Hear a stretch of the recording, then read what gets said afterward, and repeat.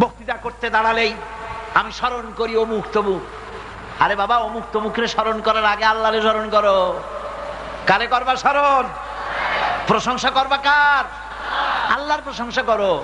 তুমি যে নেতার প্রশংসা করো, একটু কান খুলে বোঝেন আর শোনেন, তুমি যে নেতার প্রশংসা করো, তুমি কি নিশ্চিত যে তোমার নেতা তার যৌবনকালে পদস্খলন ঘটেনি, কোনোদিন জেনা করে নাই, কোনোদিন পরনারীর সংস্পর্শে যায় নাই?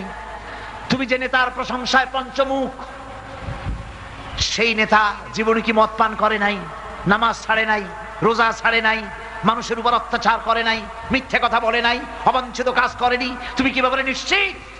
সুতরাং প্রশংসা হতে হবে আল্লাহ পাকের। প্রশংসা কর আলহামদুলিল্লাহি রাব্বিল, পড়েন আমার সাথে, আলহামদুলিল্লাহি রাব্বিল আলামিন।